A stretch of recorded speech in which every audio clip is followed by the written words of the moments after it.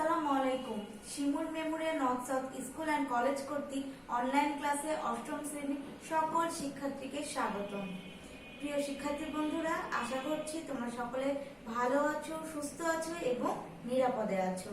সেই সাথে এখন যেহেতু শীতকাল চলছে, শীতকালে আমরা কি করব? বেশি বেশি করে প্রোটিন এবং ভিটামিন যুক্ত খাবার খাবো, শরীর চর্চা করব এবং স্বাস্থ্যবিধি মেনে চলাচল করব। আজ 25শে অগ্রহায়ণ 1427 বঙ্গাব্দ। সকলকে শীতকালের শুভেচ্ছা। উপস্থাপনায় আমি সিনথিয়া হোসেন, সহকারী শিক্ষক, Shimul memorial north south school and college, Rajshahi. আজকে আমাদের পাঠের বিষয় হলো কবিতা। কবিতা 21-এর গান, যেটি লিখেছেন আমাদের কবি এবং সাংবাদিক বলতে পারি, কারণ তিনি পেশা হিসেবে সাংবাদিকতাকে বেছে নিয়েছিলেন, আব্দুল গাফফার চৌধুরী, যার জন্ম 1934 সালে এবং তিনি এখন পর্যন্ত জীবিত আছেন এবং প্রবাসে জীবনযাপন করছেন। এই ছিল আমাদের আজকের পাঠের বিষয় 21-এর গান। আমরা এরপরে চলে আসব আমাদের আজকের পাঠের শিখন ফলে। তোমরা একটু শিখন ফলগুলো দেখে নেবে। প্রথমে আছে কবি পরিচিতি বলতে পারবে, কবিতাটির মূল ভাব নিজের ভাষায় লিখতে পারবে, ভাষা আন্দোলনের প্রেক্ষাপট সম্পর্কে ব্যাখ্যা করতে পারবে। এই ছিল শিখন ফল। এবার আসবো আমরা আমাদের আলোচ্য বিষয়ে। তোমরা অবশ্যই আলোচ্য বিষয়গুলো খাতায় লিখে নেবে। প্রথমে আছে নামকরণ, কবি পরিচিতি, কবিতা পাঠ, পাঠ পরিচিতি, তথ্য কণিকা, শব্দার্থ, বানান সতর্কতা, ব্যাকরণ অংশ এবং মূল্যায়ন প্রশ্ন। এই হচ্ছে আমাদের আজকের আলোচ্য বিষয়। এবার আমরা চলে আসবো আমাদের আজকের পাঠের নামকরণে, অর্থাৎ নামকরণ কেন করা হয়েছে। কবিতাটির মূল ভাব ও চরণের উপর ভিত্তি করে কবি এর নামকরণ করেছেন 21-এর গান। অর্থাৎ এই যে কবিতাটি, এই কবিতাটি গড়ে উঠেছে যে সকল চরণে, সেই চরণগুলো কি ভাব প্রকাশ করছে তার উপরে ভিত্তি করে নামকরণ করা হয়েছে 21-এর গান। যদি এই কবিতা বা নাটক বা উপন্যাস যেটাই বলি না কেন, এর যদি নামকরণ সঠিক না হয় তাহলে সেটি পাঠক সমাজে সমাদৃত হবে না। এবার আমরা আসবো আমাদের কবি পরিচিতিতে। আব্দুল গাফফার চৌধুরী কথাশিল্পী, গীতিকার, প্রাবন্ধিক, কলমিস্ট হিসেবে খ্যাতিমান। ঢাকা বিশ্ববিদ্যালয় থেকে বাংলায় স্নাতকোত্তর ডিগ্রি অর্জন করে তিনি সাংবাদিকতাকে পেশা হিসেবে বেছে নেন, অর্থাৎ সাংবাদিকতাই করেন তিনি।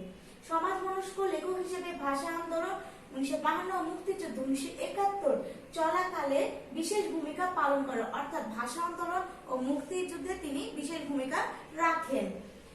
তিনি 1934 খ্রিস্টাব্দের 12 ডিসেম্বর বরিশালে জন্মগ্রহণ করেন এবং বর্তমানে জীবিত রয়েছেন, সেই সাথে প্রবাস জীবন অতিবাহিত করছেন। এই ছিল কবি পরিচিতি। তার গ্রন্থ ও সম্মাননা অর্থাৎ পুরস্কার যেগুলো রয়েছে সেগুলো আমরা একটু জেনে নিব। তার রচিত উল্লেখযোগ্য শিশুতোষ গ্রন্থ হলো ডান পিঠে শওকত, আধার কুটির ছেলেটি ইত্যাদি। তিনি বাংলা একাডেমি পুরস্কার, 21শে পদক, ইউনেস্কো পুরস্কার, বঙ্গবন্ধু পুরস্কার সহ বিভিন্ন পদক ও পুরস্কারে ভূষিত হন।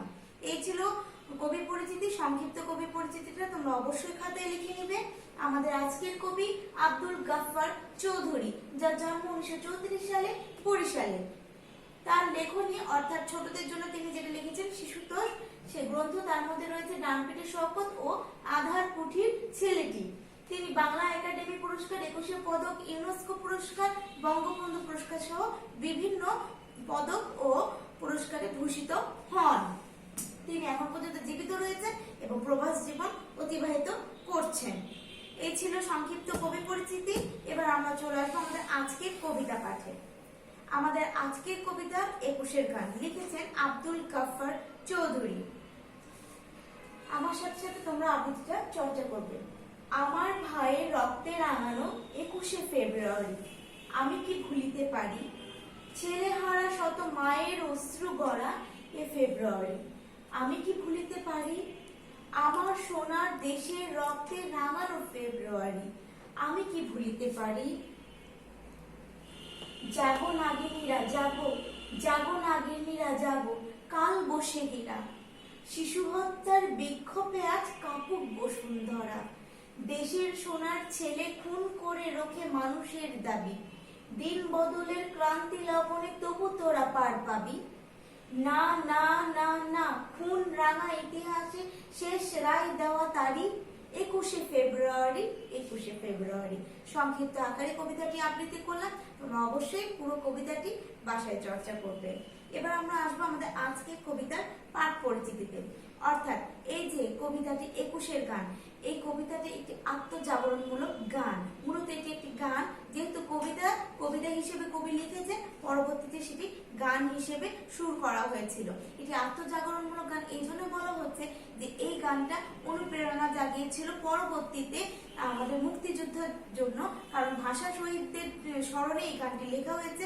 ভাষা শহীদরা যেভাবে জীবন দান করেছে, অর্থাৎ যাদের আত্মত্যাগে আমরা বাংলা ভাষা পেয়েছি, তাদের উদ্দেশ্য করে এই গানটি লেখা হয়েছিল। হাসান হাফিজুর রহমান সম্পাদিত 1953 সালের 21শে ফেব্রুয়ারি সংকলনে এটি প্রথম ছাপা হয়। এখানে পাঠ পরিচিতিতে দেখি 21 বাঙালি জাতির একটি ঐতিহ্যপূর্ণ দিন। এই যে 21 অর্থাৎ 21শে ফেব্রুয়ারিকে বলা হচ্ছে ভাষা আন্দোলনের দিনটি, অর্থাৎ 1952 সালে ভাষা আন্দোলনের দিনটি ছিল 21শে ফেব্রুয়ারি, যেখানে বাংলা ভাষা অর্থাৎ রাষ্ট্রভাষা বাংলা চাই এই দাবি প্রতিষ্ঠা করতে যারা আত্মত্যাগ করেছেন, অর্থাৎ হানাদার বাহিনী বা পাক বাহিনী যাদেরকে মেরে ফেলেছিল, যাদের রক্তে অর্জিত হয়েছিল আমাদের বাংলা ভাষা, তাদের স্মরণের একটি দিন হলো 21শে ফেব্রুয়ারি। কেননা পাকিস্তানের যারা ছিল তারা চেয়েছিল তাদের উর্দুকে বাংলাদেশের ভাষা করতে, অর্থাৎ বাংলাকে দাবিয়ে রাখতে, কিন্তু বাঙালিরা সেই দাবি মেনে নেয়নি। বাঙালিরা এই বাংলা ভাষার জন্য লড়াই করেছে, যুদ্ধ করেছে, আত্মত্যাগ করেছে, এবং এই আত্মত্যাগের ফলে আমাদের প্রতিষ্ঠিত হয়েছে বাংলা ভাষা। 21-এর তাৎপর্য সম্পর্কে সবাইকে জানতে হবে। কেন এই কথা বলা হচ্ছে এই জন্য যে যাদের আত্মত্যাগে আমরা বাংলা ভাষায় আজকে কথা বলছি, বাংলা আমাদের মাতৃভাষা, সেই সাথে বিশ্বে এই বাংলা ভাষার কদর এতটা বৃদ্ধি পেয়েছে, সেই জন্য এই যে তাৎপর্য, অর্থাৎ এই ভাষা প্রতিষ্ঠা করতে যে কাদের আত্মত্যাগ, কাদের ছেলে হারা ধন, কাদের কার মায়ের বুক খালি হয়েছে, কাদের স্মৃতিতে এই শহীদ মিনার, সে সকল বিষয়গুলো আমাদের এই জেনারেশন, অর্থাৎ এই যে আমাদের যারা বংশধর আছে তাদেরকে কি করতে হবে, জানতে হবে। শত মায়ের অশ্রু ঝরার মাধ্যমে আমরা 21 অর্জন করেছি, অর্থাৎ এই যে সকল ভাইয়েরা আমাদের প্রাণ দিয়েছে তারা মায়ের সন্তান। সেই সকল মায়েরা কি করেছে, মায়েরা ত্যাগ স্বীকার করেছে, অর্থাৎ ছেলেদেরকে বলেছে যাও তোমরা প্রতিষ্ঠা করো বাংলা ভাষা, এগিয়ে যাও। তারা যখন এগিয়ে গিয়েছে তখন কি হয়েছে, যে তারা পাক বাহিনীর হাতে নিহত হয়েছে, কারণ এই দাবি প্রতিষ্ঠা করতে তারা চেয়েছে, সেই জন্য তাদেরকে হত্যা করা যায়। এই হত্যা করার ফলে শত শত মায়ের চোখের পানির বিনিময়ে এই ভাষা আমাদের কি হয়েছে, প্রতিষ্ঠিত হয়েছে। এই জন্য বাংলা ভাষার ইতিহাস, অর্থাৎ আমরা যদি বলি 21-এর ইতিহাস আমাদের জানতে হবে। 21 কালবৈশাখীর ঝড়ের মতো নারী পুরুষকে জাগতে আহ্বান করেছে, অর্থাৎ 21 কালবৈশাখীর ঝড়ের মতো নারী পুরুষকে জাগতে আহ্বান করেছে। কেন আহ্বান করেছে? এই জন্য যে আমাদের যে এই যে এত কষ্টের যে অর্জিত আমাদের বাংলা ভাষা, সেই বাংলা ভাষা রক্ষার জন্য, সেই দাবি রক্ষার জন্য যারা আত্মত্যাগ করেছে, অর্থাৎ নারী পুরুষ সকলে এগিয়ে গেছে, তারা ভাষাকে প্রতিষ্ঠা করতে যে আত্মত্যাগ করেছে, অর্থাৎ তাদের রক্তের বিনিময়ে অর্জিত হয়েছে আমাদের ভাষা। সেই জন্যই এই সকল পুরুষ নারী এদেরকে আহ্বান করেছে, জাগতে বলা হয়েছে ঝড়ের মতো। অর্থাৎ এই যে প্রভাব, ভাষা আন্দোলনের প্রভাবটা পড়েছিল আমাদের 1971-এর মুক্তিযুদ্ধে, সেই ক্ষেত্রে বলা যাচ্ছে যে নারী পুরুষকে সে তখন থেকে আহ্বান জানানো হয়েছে যেন তার কালবৈশাখীর ঝড়ের মতো তারা জেগে ওঠে এবং প্রতিবাদ গড়ে তোলে পাকিস্তানিদের বিরুদ্ধে। 21কে কেন্দ্র করে পাক বাহিনী বাঙালির শান্তি, অন্ন, বস্ত্র কেড়ে নিয়েছে। কেন কেড়ে নিয়েছে? কারণ তারা দাবি করেছিল বাংলায় কি করতে, বাংলাদেশকে পিছিয়ে ফেলতে, অর্থাৎ মেধা শূন্য করতে। সেই জন্য চেয়েছিল যে বাংলা ভাষা যেন প্রতিষ্ঠা না পায়, সেজন্য উর্দুকে তারা চাপিয়ে দিতে চেয়েছিল। কিন্তু বাঙালিরা সোচ্চার, বাঙালিরা নিজের স্বাধীনতার জন্য, নিজের পরিচয় বহন করার জন্য কি করেছে, সেই দাবিকে রক্ষা করার জন্য তারা ঝাঁপিয়ে পড়েছে এবং বাংলা ভাষাকে প্রতিষ্ঠা করেছে। সেই তখনই পাক বাহিনী কি করেছে, বাঙালির শান্তি, অন্ন, বস্ত্র সবকিছু কেড়ে নিয়েছে। অর্থাৎ এই সকল কষ্ট দেওয়ার একটাই অর্থ, যাতে বাঙালিরা তাদের ভাষা প্রতিষ্ঠা করতে না পারে। ভাষার জন্য যারা জীবন দিয়েছে তারা চির অমর। হ্যাঁ, ভাষার জন্য যারা জীবন দিয়েছে তারা চির অমর। আর এই চির অমর স্মৃতিকে ধরে রাখার জন্য আমাদের শহীদ মিনার গড়ে উঠেছে। এই শহীদ মিনার তাদেরই স্মৃতি বহন করে, অর্থাৎ এত এত মানুষের লক্ষ প্রাণের বিনিময়ে যে ভাষা প্রতিষ্ঠা হয়েছে, সেই ভাষার জন্যই, এই শহীদদেরকে স্মরণ করার জন্য এই শহীদ মিনার আমাদের পরিচয় বহন করছে বাংলা ভাষায়।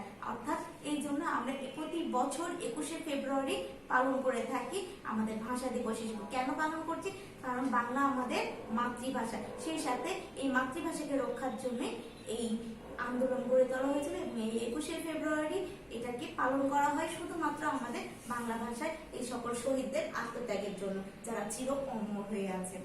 মূলত এই কথাটি বলা হয়েছে এই কবিতায়। এবার আমরা দেখে নিই পাঠ সংশ্লিষ্ট কিছু ছবি। এখানে দেখানো হয়েছে যে এই সেই ছবিগুলো দেখাচ্ছি, তোমরা একটু দেখতে পাচ্ছ পাক বাহিনীরা কিভাবে তাদেরকে মারছে, কিভাবে টেনে হিঁচড়ে নিয়ে যাচ্ছে, যে কিভাবে গুলি করছে, গুলি করে তাদেরকে সেখানে মেরে ফেলছে। এরকম ভাবে তারা বাঙালি শান্তি, অন্ন, বস্ত্র কেড়ে নিয়েছিল। অর্থাৎ তারা চেয়েছিল যারা বাঙালি জাতি বাংলা ভাষা প্রতিষ্ঠা করতে না পারে, সেই জন্য তারা এরকম নির্মম ভাবে অত্যাচার চালিয়েছিল। কিন্তু শত শহীদের আত্মত্যাগে আমাদের বাংলা ভাষা প্রতিষ্ঠিত হয়েছে, যার পরিচয় বহন করে আমাদের এই শহীদ মিনার। অর্থাৎ আমরা 21শে ফেব্রুয়ারিতে শহীদ মিনারে যাই এবং ফুল দিয়ে সেই সকল শহীদদের যারা অমর হয়েছে তাদের প্রতি শ্রদ্ধা জ্ঞাপন করি। এই ছিল 21এর গান। এবার আমরা চলে আসবো আমাদের আজকের তথ্য কণিকায়। প্রথমে বলছে আত্মজাগরণমূলক গান হলো 21এর গান। আমি প্রথমে বলেছি যে 1953 সালে হাসান হাফিজুর রহমান সংকলিত যে পত্রিকাটি ছিল যে 21শে ফেব্রুয়ারি, সেখানে এই 21এর গান কবিতাটি প্রথম ছাপা হয়। এই 21এর গান কবিতাটিতে প্রথমে রয়েছে কি শহীদদের আত্মত্যাগ এবং বাংলা ভাষার তাৎপর্য। অর্থাৎ বাংলা ভাষা প্রতিষ্ঠা করতে গিয়ে যে সকল ছেলেরা বা যে সকল ভাইরা শহীদ হয়েছে তাদের আত্মত্যাগের কথা এই কবিতায় ফুটে উঠেছে। ভাষার প্রতি সম্মান, ভাষার প্রতি সম্মান রক্ষাতে মূলত এই ভাষা অর্থাৎ এই যে 21শে ফেব্রুয়ারি হয়েছে। কারণ কি, যে বাংলাকে আমরা কখনোই চাইনি যে বাংলা ভাষা চলে যাক বা বাংলা ভাষা তলে পড়ে যাক। বাংলাকে আমরা প্রতিষ্ঠা করতে চেয়েছি, আমরা যেহেতু বাঙালি জাতি, সেই জন্য পাকিস্তানিরা যখন উর্দুকে চাপিয়ে দিয়েছে আমরা বাংলাকে প্রতিষ্ঠা করতে চেয়েছি। আর এই প্রতিষ্ঠা করার লক্ষ্যে আমাদের এই শহীদ ভাইরা কি করেছে, ছাপিয়ে পড়েছে, তাদের আত্মত্যাগ দিয়ে অর্জিত করেছে বাংলা ভাষা।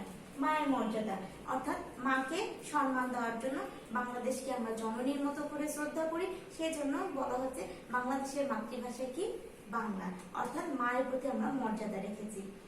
শহীদ ভাইয়ের আত্মাটাকে, শহীদ ভাইয়ের আত্মাটাকে কেন বলা হচ্ছে, যে এই সকল ভাইরা যাদের আত্মত্যাগে আমাদের এই ভাষা প্রতিষ্ঠা হয়েছে তাদের আত্মাটাকে, কারণ তারাই চেয়েছে যে এই ভাষা প্রতিষ্ঠা হোক এবং বাঙালি তার স্বাধীনতার মাধ্যমে তার পরিচয় গোটা বিশ্বে ফুটিয়ে তুলুক।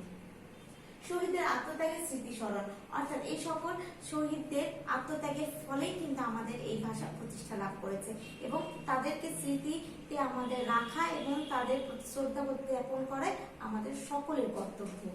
21এর চেতনা ধারণ, 21শে ফেব্রুয়ারি অর্থাৎ এই যে দিনটি আমরা বিশেষভাবে পালন করি, এটির মাধ্যমেই হলো যে আমাদের যে সকল আমাদের পরবর্তী যে প্রজন্মগুলো আছে সেই প্রজন্মগুলোর মধ্যে এই 21এর চেতনাটা ধারণ করে থাকুক। অর্থাৎ তারাও জানো যে 21টা কিভাবে এসেছে, কিভাবে আমাদের ভাষাটা প্রতিষ্ঠা লাভ করেছে। এই বিষয়গুলোই এই গানে অর্থাৎ এই 21এর গান কবিতায় ফুটে উঠেছে।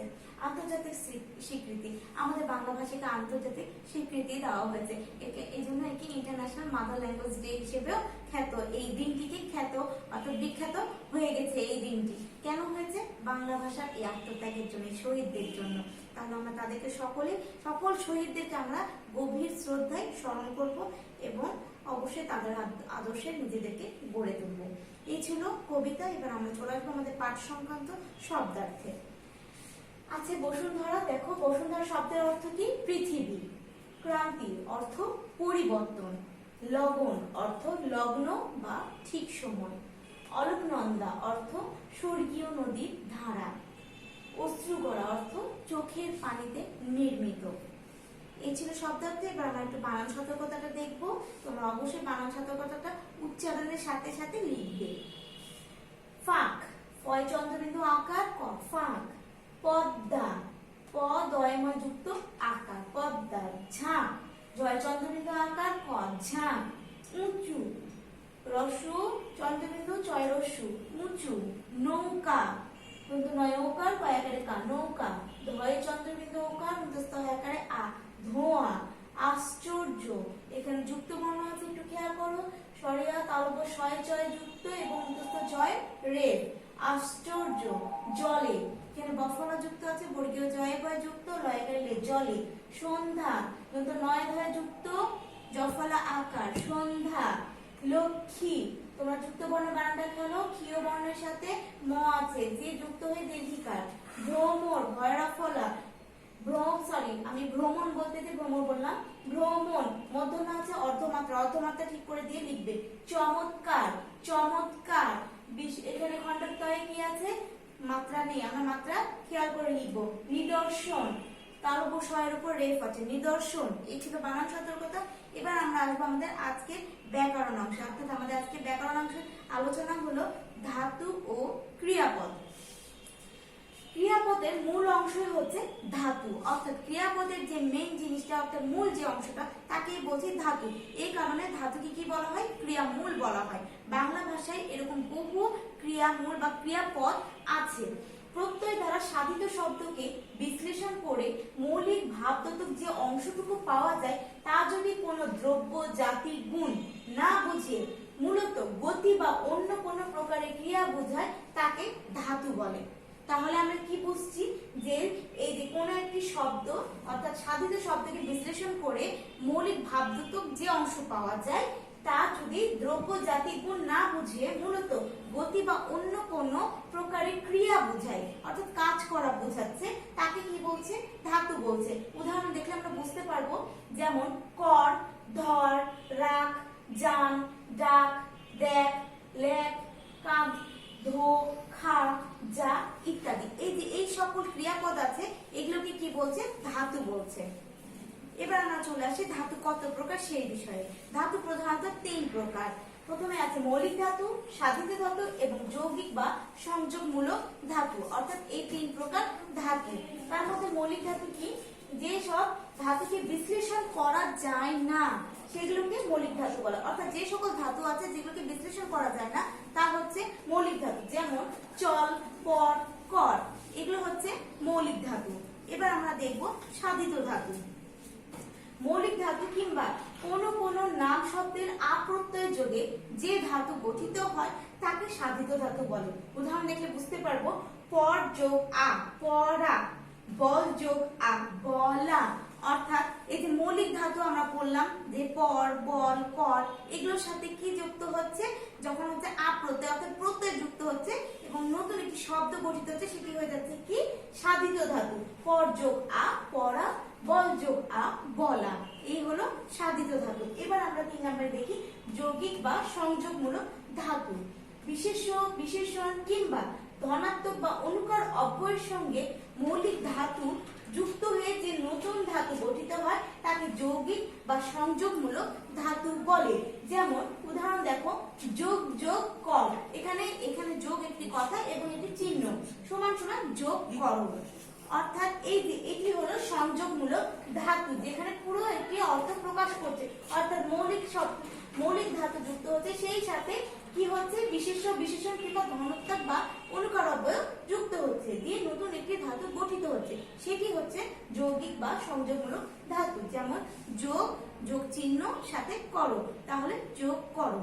এটি হলো যৌগিক বা সংযোগমূলক ধাতুর উদাহরণ। এবার আমরা চলে আসবো আমাদের আজকের পাঠে মূল্যায়ন প্রশ্নে। মূল্যায়ন প্রশ্নে প্রথমে আছে কার আত্মা ডাকে? কার আত্মা ডাকে? আমাদের শহীদ ভাইয়ের আত্মা ডাকে। শত্রুরা মানুষের কি কি কেড়ে নিয়েছে? শত্রুরা মানুষের অর্থাৎ বাঙালির শান্তি, অন্ন, বস্ত্র কেড়ে নিয়েছে। কার রক্তে রাঙানো 21শে ফেব্রুয়ারি? ভাইয়ের রক্তে রাঙানো 21শে ফেব্রুয়ারি। ফেব্রুয়ারিকে অশ্রু গড়া বলা হয়েছে কেন? কারণ শত শত মায়ের কোল খালি করে যে সকল শহীদ ভাইরা আত্মত্যাগ দিয়েছে সেই জন্যই বলা হয়েছে ফেব্রুয়ারিকে অশ্রু করা, কারণ এদেরই রক্তের বিনিময়ে আমাদের অর্জিত হয়েছে বাংলা ভাষা। এই ছিল আমাদের আজকের পাঠ। আগামী দিন ক্লাস আছে ব্যাকরণ, ক্রিয়ার কাল। সবাইকে ধন্যবাদ দিয়ে শেষ করছি। আগামীতে আরেকটি ক্লাস দেখার জন্য। এ পর্যন্ত সবাই ভালো থাকবে, সুস্থ থাকবে। আসসালামু আলাইকুম।